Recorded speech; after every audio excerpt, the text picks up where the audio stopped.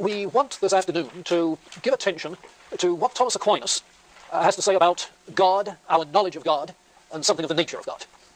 And I've put on the board the general outline that I would like to follow, starting with a discussion of the existence of God. Now, remember the line of thought that we've been trying to develop, namely that in response to the Averroist interpretation of Aristotle, which was incompatible with either Muslim or Christian theology, Thomas Aquinas set out to modify Aristotle's position in order to satisfy the needs of Christian theology. We saw how he did that in relationship to his metaphysics. And then we noted that the Summa Theologica, that major work written with this in mind, the Summa Theologica proceeds to discuss the relationship of faith and reason and revelation, in order to stake out a position that repudiates the twofold truth notion of the Averroists and sees the mutually complementary nature of reason and revelation. He proceeds directly from that to talking about the existence and the nature of God, so that the metaphysical changes that he has made immediately begin to bear fruit, as long as you keep in mind the active interrelationship of reason and revelation. That is to say, for Thomas Aquinas, when he tries to argue the existence of God, that's a rational undertaking. But the conclusion he wants to come to is something that is compatible with the God of the Judeo-Christian revelation, you see. Now, actually, what he does is to start, and you have these three articles in the anthology. He starts by asking, is the existence of God self-evident?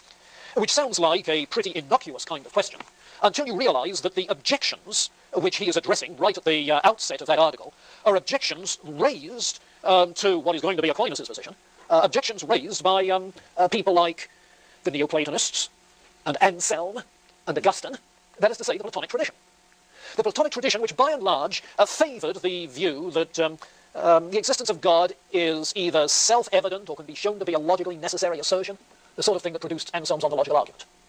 So if you look on page 524, you can see quickly what it is he's doing. Objection 1 poses the claim that the existence of God is self-evident, in that, as the Damascene, John of Damascus, says, the knowledge of God is naturally implanted in all. Is it self-evident because of an innate idea? Now, obviously, innate ideas is a Platonic doctrine, you see. And he's going to reply that, no, the idea is not innate in us, except in a very vague and general way. There naturally arises some awareness of a supreme being, but not any clear innate idea of God. Objection 2, those things are said to be self-evident, which are known as soon as the terms are known, and as soon as the signification of the name God is understood, it's once seen that God exists. Well, that's Anselm, inasmuch as existence is of the very nature of God. And in objection 3, the existence of truth is self-evident, and God is truth itself, therefore God exists. And that is Augustine's argument, you remember, who argued from truths to the truth with a capital T, in which all truths participate, the divine logos, who therefore exists. Now, you have then 3 attempts to claim that the existence of God can be known a priori. A priori. That is to say, independently of any empirical evidence, independently of any appeals to experience. A priori arguments of the existence of God, such as the ontological argument.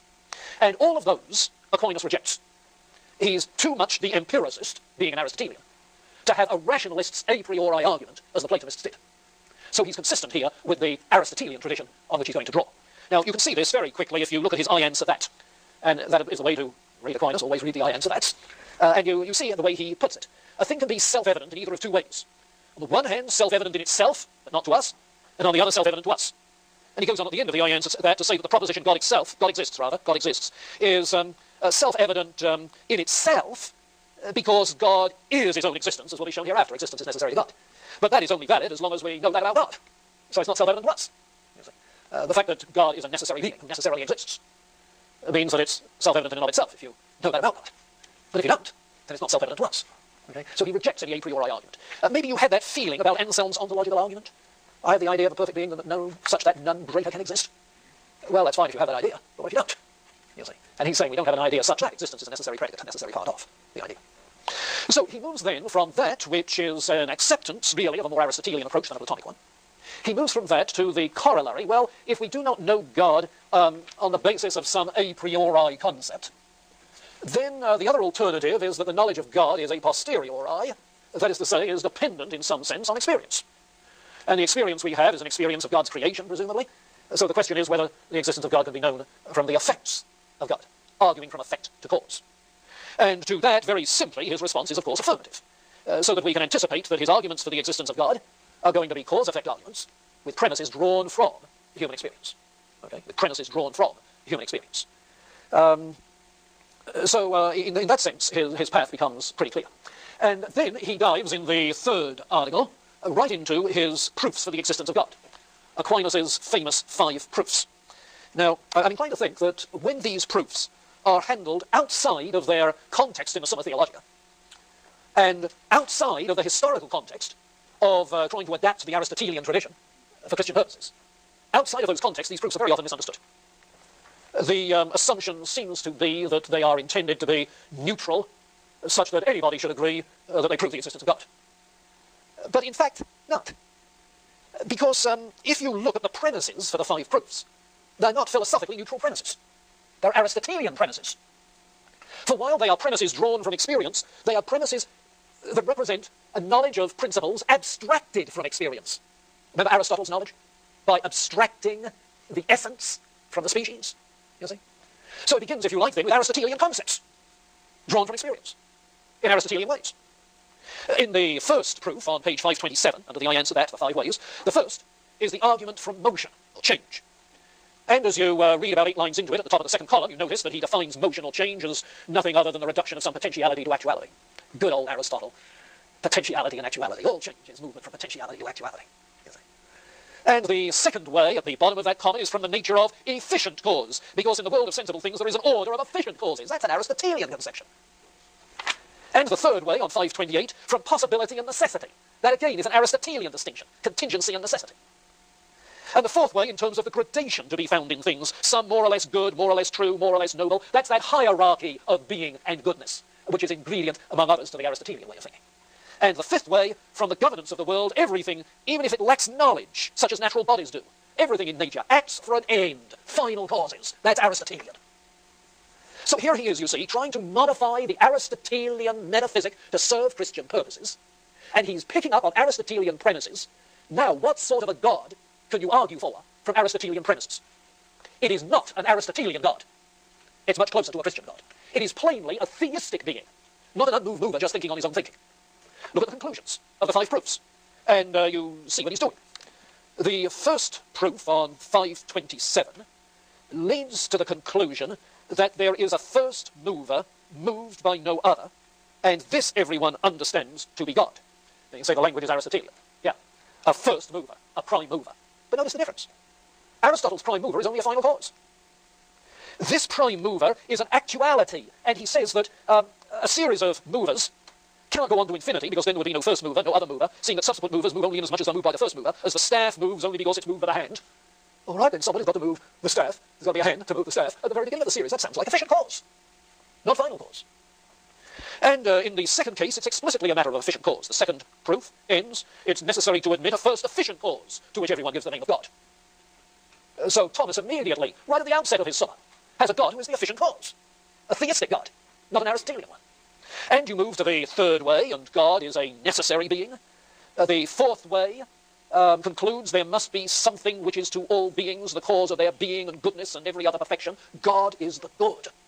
That's a Platonic notion, but here it is on Aristotelian premises, you see. And the fifth way, from the governance of the universe, leads to the conclusion, some intelligent being exists by whom all natural things are directed to their end, and this being we call God. An intelligent being who doesn't just think on his own thinking, but knows what the creation is up to and directs the creation to its ends. You see, a knowing God, not just Aristotle's God, an all-knowing creator. Well, that's a remarkable transformation, you see. On Aristotelian premises, to offer arguments for a non-Aristotelian God. But he doesn't, you see. Arguing for a non-Aristotelian God from an Aristotelian premise. Okay. And those 5 proofs have been debated ever since, and my guess is you ran into them in the introduction to philosophy course that you took. You see. Standard fare.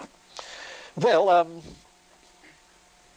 the fact that he has God as the highest good in mind comes out in the reply to objection 1. You may just want to take a look at that.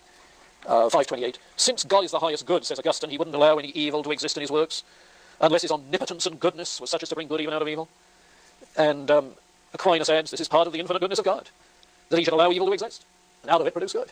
You see, the greater good argument concerning evil, existing for greater good. We'll come back to that later on. Any questions, comments thus far? Yeah, Ryan. As I was reading Augustine on the first proof, he made a note that most people consider it a horizontal movement, and that, Yeah. But that means there could be an internal digression. And he said no, it's more of a vertical movement. I didn't understand exactly. Yeah. The question is whether in this series of movers going backwards, backwards, backwards, whether to speak of the first mover is to speak of number one back here that got the whole series going in the whole domino theory, you see, whether it's first in that sense, or whether what he's speaking of is a meta-mover. That one seems to be dead. Let's try another one. Or whether what he's speaking of is a meta-mover up here, is involved in maintaining the motion, the actualization of potential of the whole series. Now, the reason for supposing it's the latter is, I think, twofold. The second proof talks of an order of efficient causes.